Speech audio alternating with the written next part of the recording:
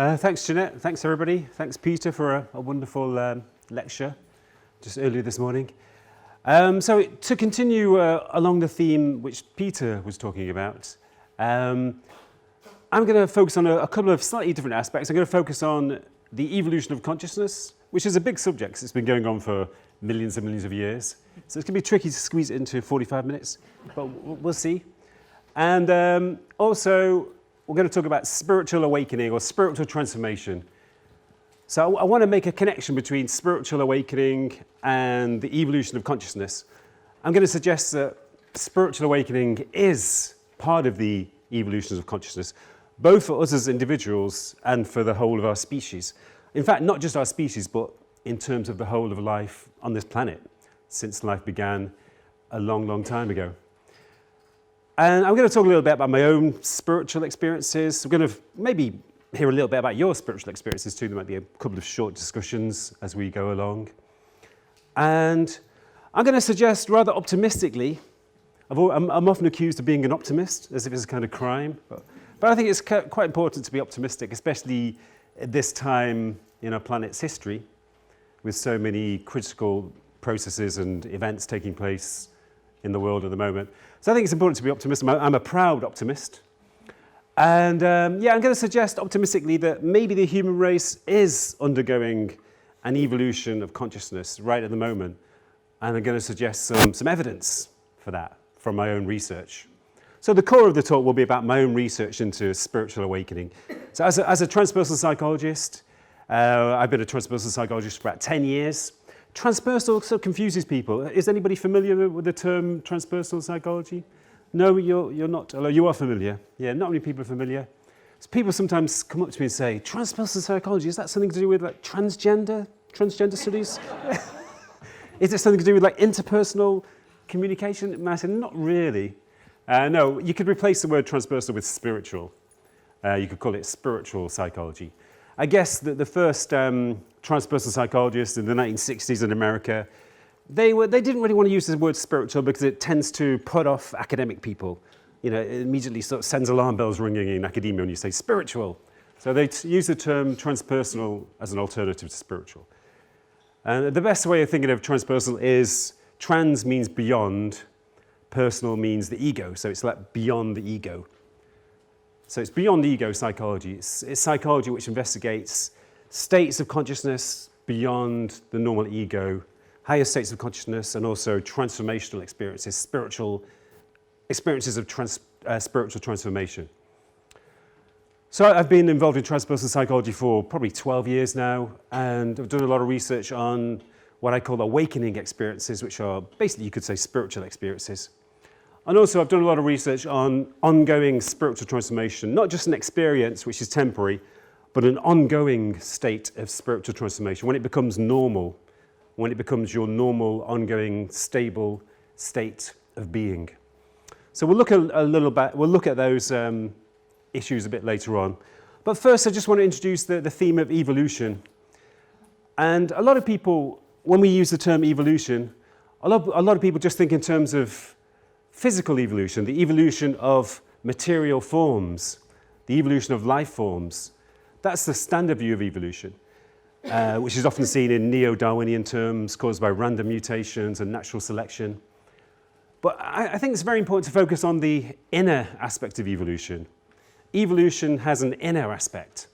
So every time there is an increase in complexity in life forms, as living beings become more complex, better organized, and so on, then there's also an increase in inner evolution.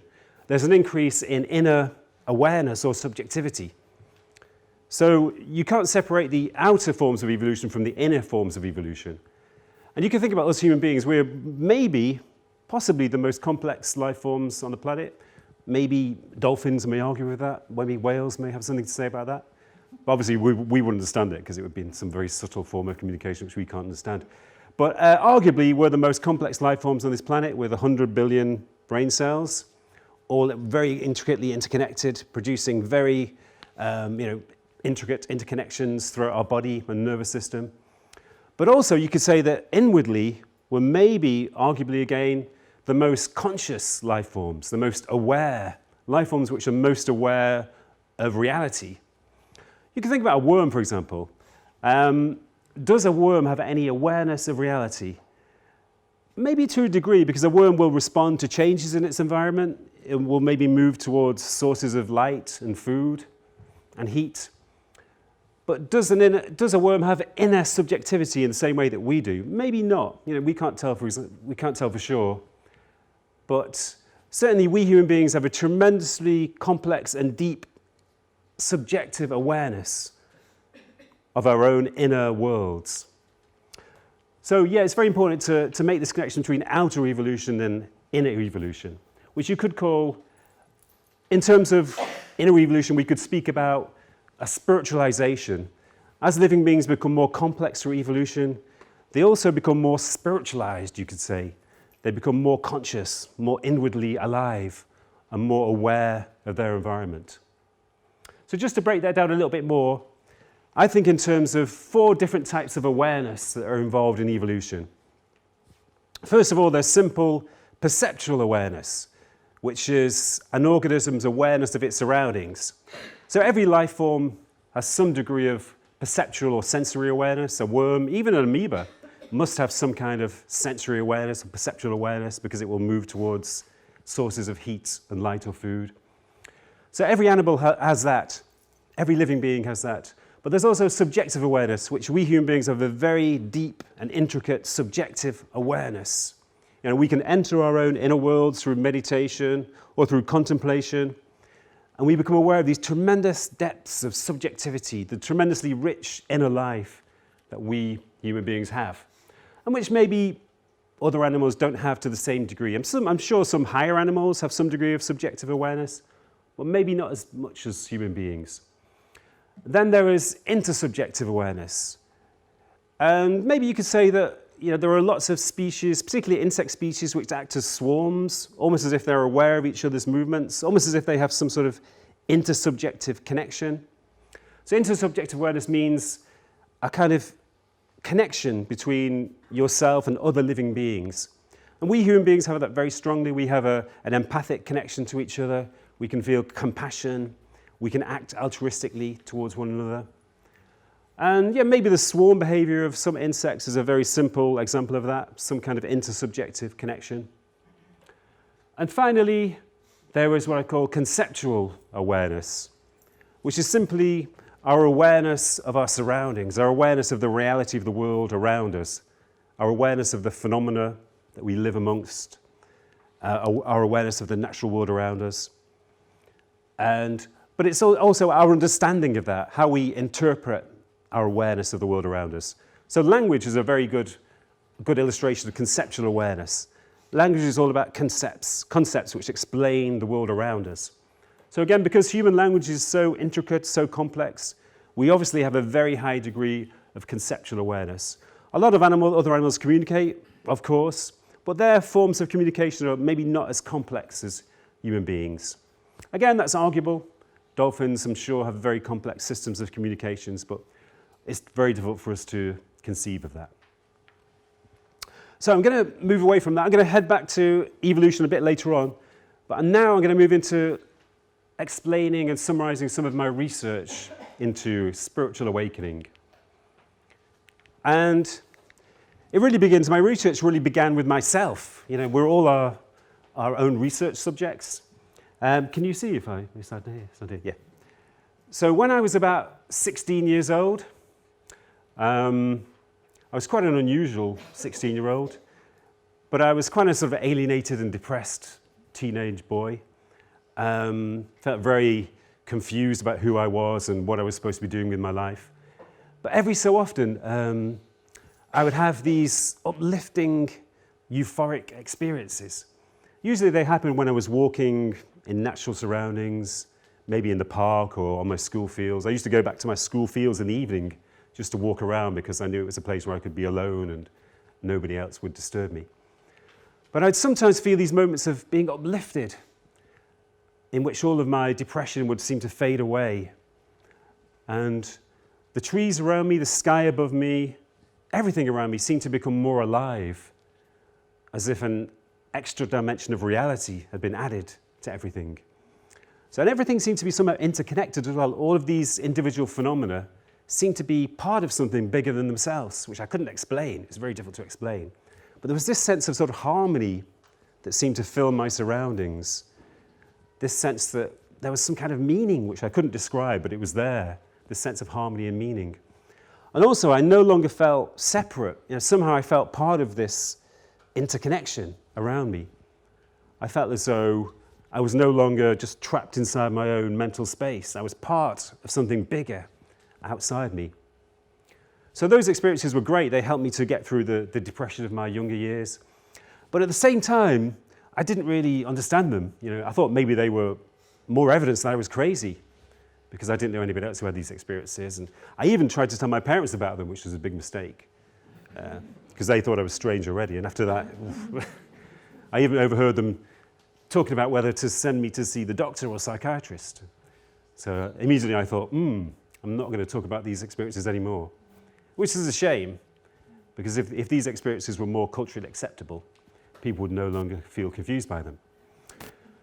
So I didn't really understand these experiences until maybe in my early 20s when I discovered by chance a book about mysticism. It was called Mysticism, A Study and an Anthology by F.C. Happold. It's a really great anthology and study of mysticism. So when I read this book about mystical experiences, I thought, I recognize these experiences. These are the experiences I have sometimes, or which I had when I was younger. Maybe not as intense as some of the mystics' experiences, but along similar lines. Particularly the experiences of nature mystics. I recognize those experiences amongst my own. So immediately I had a kind of a new framework to make sense of my experiences. So immediately I realized I wasn't crazy, or maybe I was crazy, but all of these other people were crazy too. So, at least I wasn't alone in my craziness. So it was very important for me to have that kind of framework to make sense of my experiences. And years later, at that time I was a musician, I wasn't involved in academia, but years later when my musical career had come to nothing and ended in disarray, I decided to go back to university.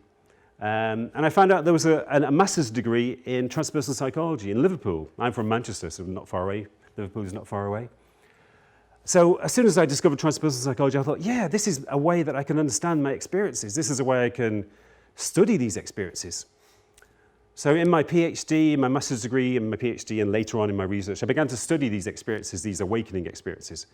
I began to collect examples of them and to study the triggers which gave rise to these experiences. And that gave rise to my book, Waking from Sleep, eventually. But I was particularly interested in the kind of triggers which give rise to these experiences. Are they just accidental? Are they a gift of grace from a divine source? Or are they related to certain situations or certain states of mind? That was what I wanted to find out. So I began to ask people this question. And I'll ask you this question now, actually. Have you ever had an awakening experience? That is, a temporary expansion and intensification of awareness.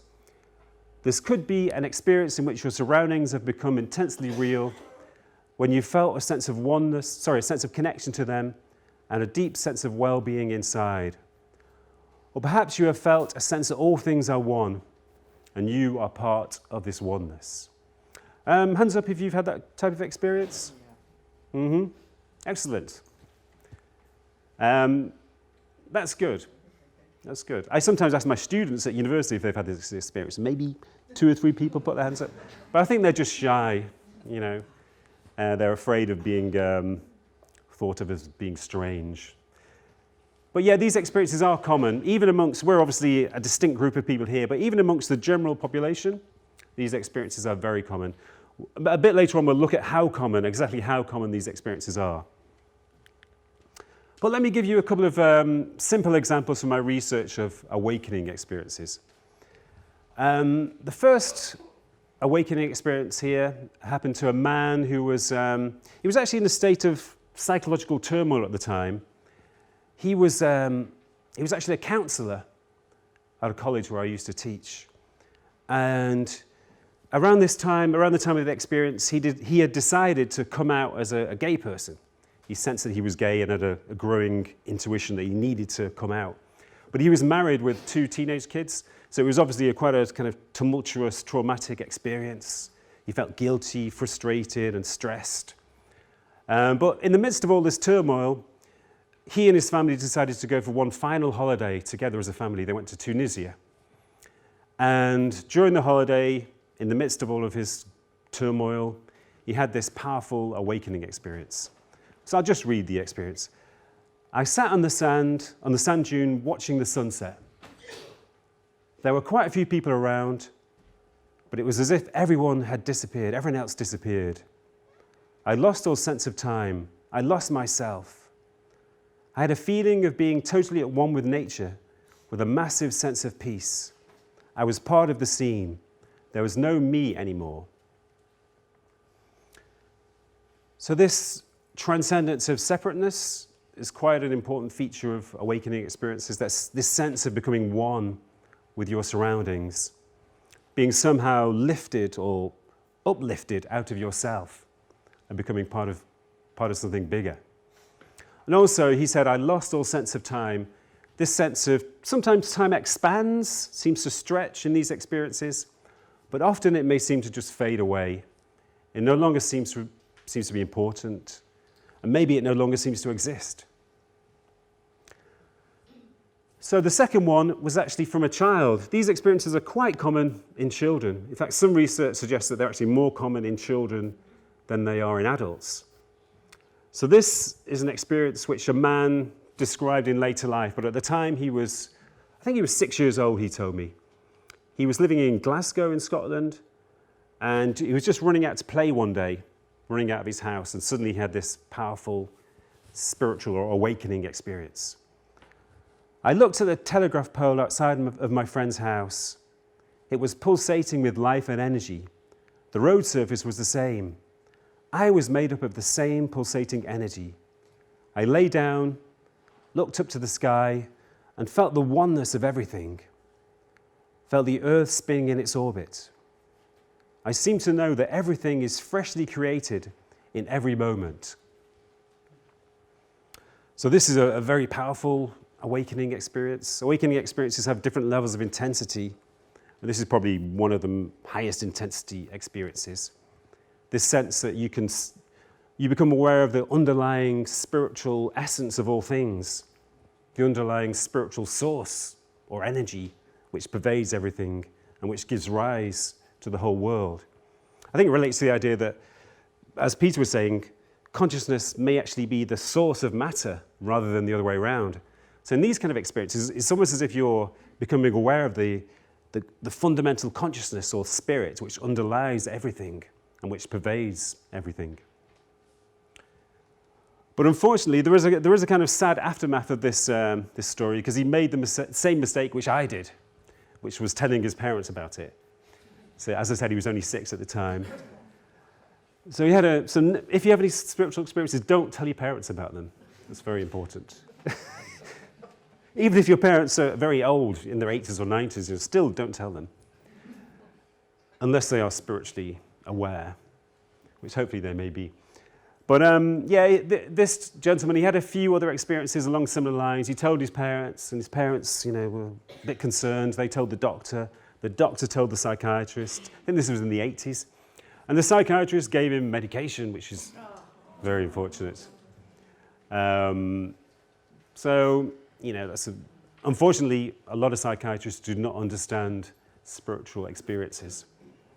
I think there is a growing awareness amongst psychiatrists of spiritual experiences, but a lot of psychiatrists immediately write them off as anomalous, borderline psychotic experiences, which is a shame, but hopefully it's changing. So as I said, the thing I was really interested in was trying to find out what situations give rise to these spiritual experiences. So I'm going to mention a few triggers which I found, a few important triggers. And actually, I'd actually like to know what you think. Maybe you could think about which of these triggers, maybe in your own experience, you could think about your own spiritual experiences or awakening experiences. Which of these triggers do you think in the general population would be the most significant trigger of awakening experiences? Which of these situations would most frequently give rise to these experiences? So contact with nature is the first one. You know, we have romantic poets like Wordsworth and Shelley, Coleridge, who talked about these kinds of experiences in nature. Spiritual practice, you'd expect that meditation or yoga would be strongly connected with these experiences. Watching or listening to an arts performance, so that could be in a theatre, watching a play at a concert, watching a musical performance. Psychological turmoil, stress or depression. Reading spiritual literature or ingesting psychedelic substances, whatever they may be. But yeah, we're obviously thinking about LSD, ayahuasca, DMT, which I'm sure none of you have ever taken. But yeah, just maybe just for 1 minute, just have a word with the person who's sitting next to you, just for 2 minutes, and just decide which of these triggers do you think is most frequently associated with awakening experiences, and also maybe your own experiences. So what do you think then? Let's just go through, we'll go through one or two of these. Who thinks that contact with nature is probably the most significant trigger of these experiences? And who would also say in their own experience, in your own life, which would you say that contact with nature has been the most significant trigger? Mm-hmm. Yeah, so I think there's definitely a relationship between nature and these experiences. How about spiritual practice? Who thinks that is, in the general population, maybe the most significant trigger? Mm-hmm. Just a few. Watching or listening to an arts performance, has anybody ever had that kind of experience in that situation and thinks it's a significant trigger? Mm-hmm. Also, playing music or participating in creative activities is also a big source. Singing, yeah. Or playing a musical instrument as well. What about psychological turmoil? Who thinks that maybe psychological turmoil is the most significant trigger? Yeah, in the general population. Okay, reading spiritual literature. Mm-hmm. And ingesting psychedelic substances. Yeah. Go on, don't be afraid. Just don't be afraid of admitting that you've ingested psychedelic substances. Anyway, yeah, let's see what my research has found. I've actually done 2 studies of, the first study was 150 awakening experiences, and the last study was of 90 awakening experiences. So I worked with a research assistant to analyze the experiences, and one of the things we tried to find out was which is the most significant trigger. What is the most common situation which gives rise to these experiences? And we found that psychological turmoil was the biggest trigger. So out of 90 experiences, 37 were related to psychological turmoil. I guess the one I read out just recently about my friend who was a counselor on holiday in Tunisia, that's a good example of how psychological turmoil can give rise to this powerful ecstatic experience. And yeah, there were many variations of this: stress, depression, loss, bereavement, combat, even combat. You know, I have some reports from soldiers who had powerful awakening experiences where they were engaged in battle situations. So in some ways, it doesn't seem to make sense. You know, why does intense psychological turmoil have this power to give rise to these amazing ecstatic experiences of oneness and uplift and euphoria? But maybe it suggests that, you know, there isn't such a duality between turmoil and joy, or between depression and joy. Maybe in some ways these polar opposites are not actually dualistic. Maybe in some ways they are interconnected. So yeah, that was a surprise to me. I didn't expect psychological turmoil to be such a powerful trigger of these experiences. But they were, I collected many very inspiring and moving examples of these experiences related to turmoil. And nature, so nature was also a significant trigger, 23 out of 90. Spiritual practice, meditation, prayer, yoga, spiritual literature, love, watching or listening to an arts performance. So that came up 3 tabs, not very significant. So the main triggers were the top 4, psychological turmoil, nature, and spiritual practice. I think one thing that this suggests is, I think Peter mentioned this earlier, that these kind of experiences, sometimes they're related to spiritual practices or to religious frameworks, but often they occur outside traditional spirituality, outside traditional religion. Often they occur in a kind of secular setting in the midst of everyday life. So, I think of them as part of our innate capacity as human beings. These experiences are potentially available to all of us, no matter what our situation is, no matter what our beliefs are. They are part of our inner potential, if you like. So I'm going to move on to a different area of my research now, which I'll just discuss briefly. And this is when I began to realize through doing this research that some people were not just having awakening experiences. They weren't just having temporary experiences of awakening. They were actually shifting into a permanent, ongoing state of wakefulness, I call it. So they were actually undergoing a permanent shift of consciousness or a permanent shift of being, which then became stable and permanent. So I began to research permanent wakefulness, not just temporary experiences, but permanent wakefulness. And this, I wrote about this, I put this research together in my book, The Leap. And permanent wakefulness is obviously related to awakening experiences. It has many of the same characteristics, but they are established on a permanent basis. They don't fade away, they remain as part of a person's ongoing state. And it's really, you could define it as a state of intensified and expanded awareness. A person who exists in this state, they have an intense perceptual awareness. The world around them looks very real, very vivid, very beautiful. But also they have an intense degree of inner awareness. They're aware of the richness and the depths of their own inner being, which they can experience, maybe just by closing their eyes or maybe by meditating. But they're aware of the tremendous richness of their own inner experience. And also they have an intense awareness of their own connection to other people. They have an intense sense of empathy, compassion, and as a result, they are often very altruistic. They're not so concerned with accumulating things for themselves, like accumulating possessions or wealth or power. They're more interested in being altruistic towards other people.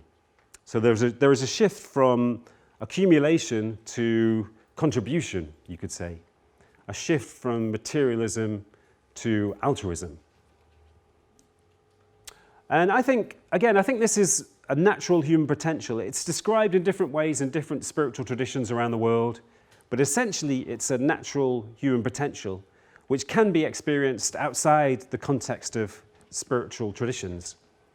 But sometimes in spiritual traditions it's called sahaja samadhi, which is, samadhi means ecstasy in Sanskrit, but in the Hindu philosophical tradition, sahaja samadhi is when it becomes ongoing and stable and normal to a person.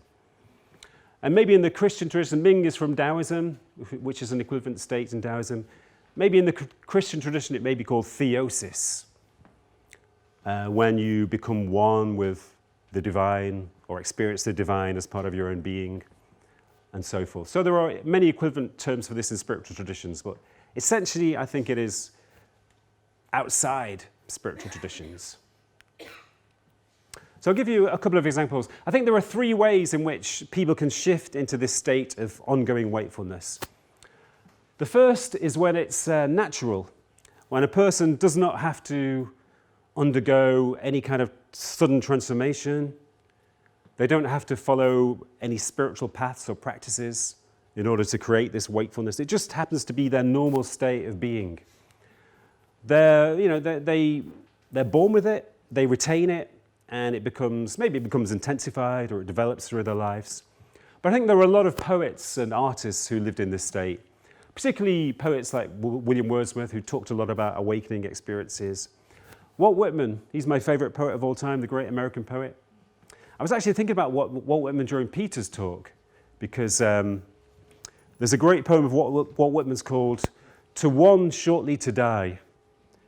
And I can't remember the exact lines, but Walt Whitman was, for a time, he was a nurse during the Civil War in America in the 1850s, I think it was, or 40s or 50s. So he describes a situation where he's at the bedside of a soldier who's dying, a young man who's been fatally injured and is dying. And the bed is surrounded by weeping and wailing relatives. And Walt Whitman says something like, "I wait for everybody to go, and then I clasp your hand, and I do not commiserate with you, I congratulate you." So he's aware that death is a kind of liberation, and he wants to pass on this positive, liberating feeling. So yeah, I think there were a lot of artists too, maybe like Turner, people like Monet or Turner had a glimpse of this ongoing wakefulness too. But I think probably the most common way in which it's developed is when it's gradual, when people cultivate wakefulness through spiritual practices. So there are millions of people, billions maybe, of people around the world who follow spiritual practices, who follow spiritual paths, like the Eightfold Path of Buddhism, the Kabbalah, the Path of Yoga, and so on. And they're all cultivating a more expansive and intensified awareness. They're all trying to transform themselves into a state of wakefulness. And it will happen if you follow a spiritual practice assiduously for a long time. You will undoubtedly begin to experience a more expansive awareness. You will undoubtedly begin to experience some degree of wakefulness. But the most interesting way in which this state can occur is when it happens suddenly and dramatically. And that's one area I've focused a lot on in my research, is cases where wakefulness has arisen very suddenly and dramatically. And that usually happens through intense psychological turmoil. I sometimes refer to it as post-traumatic transformation. Maybe you've heard of post-traumatic growth, some of you? Have anybody heard of post-traumatic growth? Post-traumatic growth is quite a well-known concept in psychology. It's that trauma can, in the long run, have positive after effects. It can develop, even if it takes years to develop, a lot of people who go through trauma develop positive after effects. They develop a deeper sense of appreciation, a deeper sense of meaning. Their relationships become more intimate and satisfying, and so on.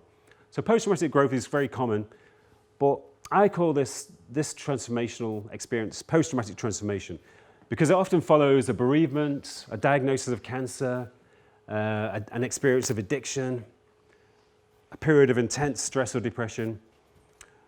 And when I began to do my research, I was amazed at how many cases I found of people who were in a really intense state of suffering because they'd lost everything. They'd lost their partner, they were potentially going to die because they'd been diagnosed with cancer, or maybe they'd lost everything through addiction, through alcoholism.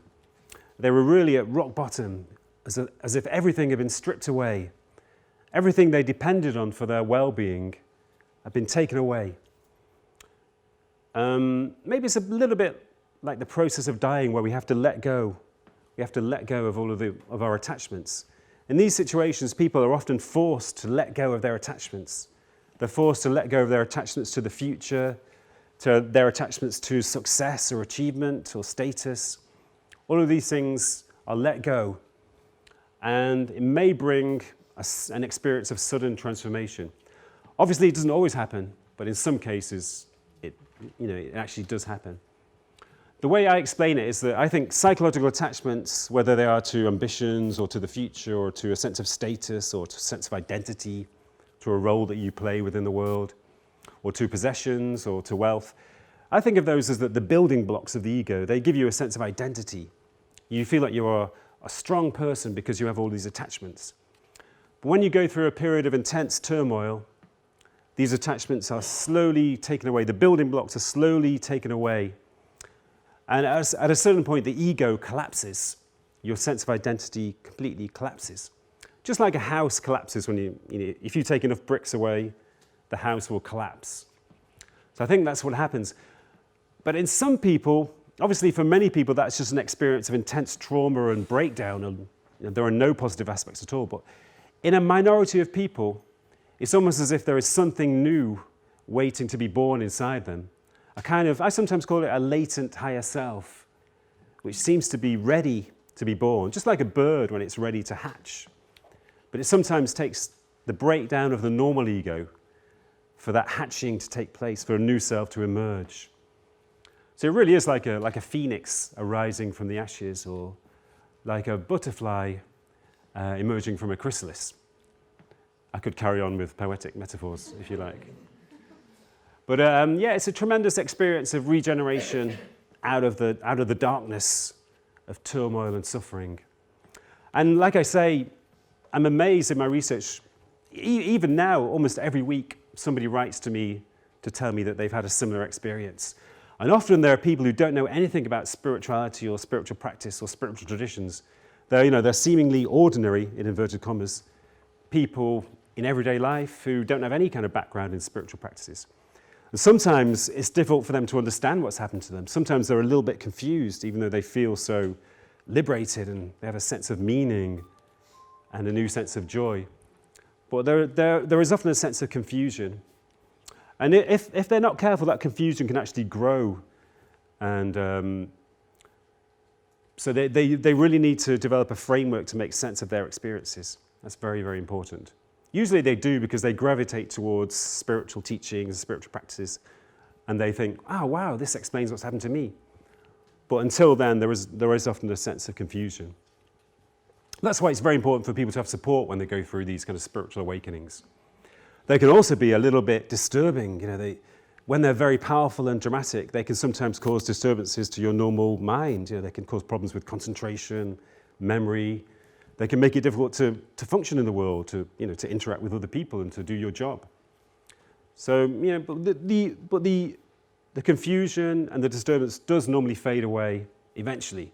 I think of it as like a slow motion earthquake, an earthquake that's in incredibly slow motion. Obviously, it causes disturbance to the ground, to your psyche. But eventually, the ground settles again, even if it takes months or even years in some cases. I actually, in my research, there was one guy who had a spiritual awakening 10 years ago, and he was still kind of dealing with the after effects of it. He was still struggling a little bit to integrate it into his everyday self.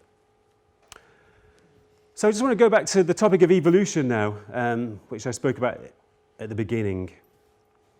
So I think these experiences are connected to evolution.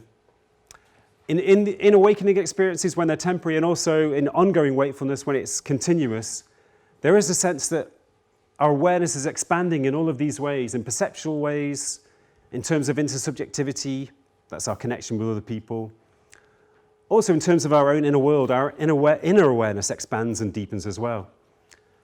And also, even conceptually, we have a kind of richer and deeper and fuller understanding of the world. Often in terms of conceptual issues, there's a shift from to a kind of global perspective. People no longer think in terms of nationality or ethnicity or how they are different to other people. They sense a kind of common connectedness with the whole human race. And they feel a sense of empathy towards other human beings, even if they may seem superficially different. So there's a shift away from that kind of group identity. A good example, which I'll just talk about briefly, was a couple of guys in my PhD research who were football fans. They were big fans. I think one of them was a fan of Leicester City. One of them was a big fan of Brighton Hove Albion. Then they had this spiritual awakening, and they were no longer football fans. but they still liked football. They liked watching the game, but they no longer felt identified with a particular club. One guy said that it was difficult because he wanted both teams to win, which I guess is a draw. A draw would be a fair result. So yeah, I think these experiences are part of the evolutionary process. If you like, you could think of them as a kind of a glimpse of a higher phase of evolution, the next phase of evolution, if you like, the part of that process of expanding awareness, which began millions of years ago with the simplest life forms, and has expanded through all other life forms towards human beings. And I think in spiritual experiences, we're continuing that process. We're expanding awareness. And yeah, I'm aware that time is running short. Like a lot of spiritually minded people, have no sense of time. Unfortunately, time is quite useful sometimes. Like Einstein said, time is a useful illusion. So yeah, I'll try to just mention a couple of other things very briefly. These are other questions I could ask you. I think I know the answer to these questions, actually. Have you ever felt a deep sense of spiritual peace and well-being? Do you sometimes feel a deep sense of wonder about the universe? Have you ever experienced a presence or power, whether you call it God or not, which is different from your everyday self? I think most of you have probably had these type of experiences, at least once. But how many people, in terms of percentage, do you think have had these experiences at least once in their lives? I'll just ask you that question briefly. If you like, just for literally 1 minute, you could speak to the person next to you. How common do you think these experiences are amongst the general population? So these are questions which have been asked many times in surveys. The first two are from American surveys. The second one is from a survey which has been carried out many times in this country to try to find out how common these experiences are amongst the general population. So what do you think then? The first question, have you ever felt a deep sense of spiritual peace and well-being? I guess that means at least once in your life. What do you think, a third? Or maybe a third of the general population or more? You think more, maybe half? Yeah, half? Okay. Do you sometimes feel a deep sense of wonder about the universe? Everyone? Yeah? Yeah, that's a more general kind of question. I guess a lot of scientists who would not call themselves spiritual people have had that kind of experience. A lot of scientists say that they are, even Richard Dawkins. Should I say even Richard Dawkins? Doesn't he live near here? Oh, he lives in Oxford, doesn't he? I sometimes have this nightmare that Richard Dawkins would turn up at one of my talks. I'd probably just run out of the door. I did go to one of his talks for the first time last year, but I'll tell you about that another time. Yeah, well, actually, it's an interesting way of dealing with questions because people put their hands up at the end of his talk, and somebody asked, obviously there was a religious person who asked a kind of religiously tinged question, and he just said, bollocks. And that was it. That was the extent of his answer, and next question. So it's a good method of dealing with questions, difficult questions. So yeah, have you ever experienced a presence of power, whether you would call it God or not, which is different from your everyday self? So maybe something like a half or a third? Yeah, so we all agree that these experiences are pretty common. But what I think is really interesting is that the surveys show that these experiences are actually becoming more common, or they're actually being reported more openly. So a deep sense of spiritual peace and well-being from 52 to 59%. In that period, in a 7-year period. A deep sense of wonder about the universe, that's fairly small, actually 39%, but it's increased to 46%. A presence or power, so from 1969 to 1987, it increased from 29% to 48%. I'm not aware of any more recent, this was from the Alistair Hardy Trust, it was a survey which they used, but I'm not sure if it's been repeated since then. But is that possible that spiritual experiences are becoming more common? Is that possible, do you think? Yeah? Or maybe they've always been there, but people are talking more openly about them. Yeah, I mean, I guess I said before I'm an optimist. And my optimistic interpretation of this phenomenon is that the experiences are actually becoming more common. People are actually finding it easier to have these experiences. Maybe it's partly because these experiences are more culturally acceptable than they used to be 20 or 30 years ago. They're part of the common currency of our culture now. With people like Eckhart Tolle and many other spiritual teachers who are very well known now. These people are making these experiences more acceptable. So maybe people always had them, but they're talking about them more openly. But I think maybe you could suggest that there is some kind of collective spiritual transformation taking place. This is, when I get super optimistic. There are many negative trends taking place in the world. I don't need to talk about them. You're all painfully aware of them. But I think there are positive trends as well. I think spiritual experiences are possibly becoming more common. I think more people are following spiritual paths and practices than they used to. I heard one sociologist say that this is the most important cultural trend of our time, that more people are getting interested in self-development and spiritual practices and paths, more than any other time in our history. And this is what I found from my research. I'm always amazed at how common the experiences of people shifting into a spiritual state, an ongoing spiritual state, in the midst of intense turmoil. I just have this feeling that it's somehow much more common than most people believe. Mainly because a lot of people who have this experience don't talk about it, because they don't really understand it. But I have this feeling that it's happening more and more frequently. And you could say, well, what is happening is that there is a kind of latent higher self in individuals, which seems to unfold in times of intense crisis, when people feel that a new self is born inside them. But maybe you could apply that to our whole species too. I think the present phase of the human race is a phase of discord. We're living in a state of discord collectively and individually, most people individually. But I think there is something beyond that. I think there is a new phase which may be arising slowly. I think something is slowly emerging within the human race collectively. And maybe you could say it's a higher self, a kind of latent higher self, or maybe a new level of consciousness which we're slowly progressing towards. And one way of looking, I use the metaphor of water. It's almost as if, just in the same way that a water level rises and manifests itself in different ways in lakes, bigger lakes, more and more pools of water rising everywhere. So all of these phenomena, they seem to be suggesting that something new is arising, a new kind of awareness is arising. The individual awakening experiences, which seem to be becoming more common, the shift which more and more people are undergoing in intense turmoil, the shift into a higher state of awareness, the pull that more and more people feel towards spiritual practices and traditions, maybe they are a sign that something new is arising in the collective being of the human race. And obviously, we need this new awareness. The human race cannot continue indefinitely in our present state of discord and separation and conflict. We need a new sense of interconnection, a new sense of responsibility for the world. We need a new state of awareness in order to survive as a species. I don't think we're going to survive as a species unless we collectively develop a new level of awareness. So let me just end with a picture. My son told me about 3 years ago. He said, "Oh, I've had a dream. I had a really good dream last night, Dad." And I said, "Oh, great. Describe it to me." And he said, "Well, it's difficult to describe. I'll draw a picture."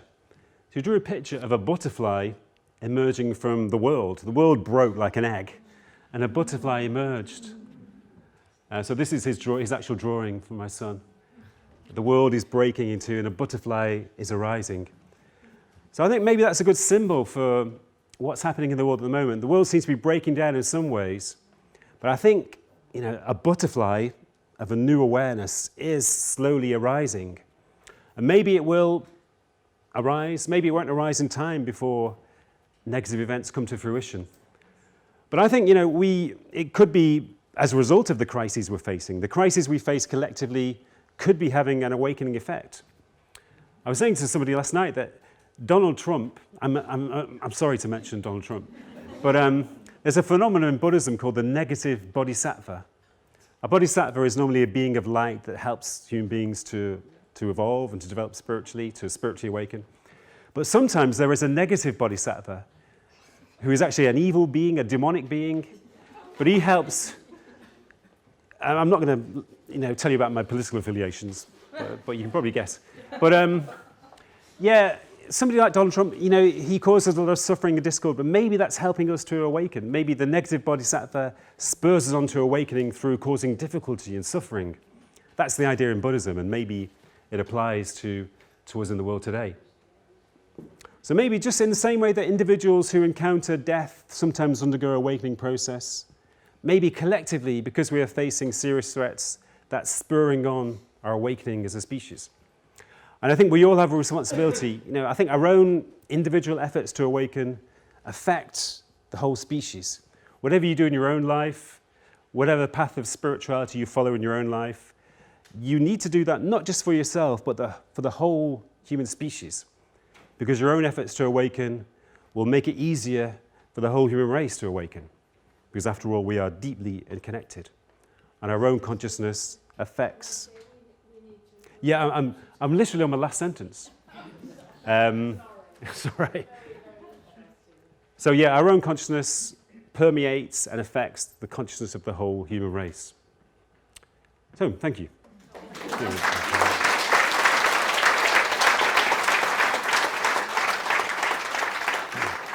Thanks.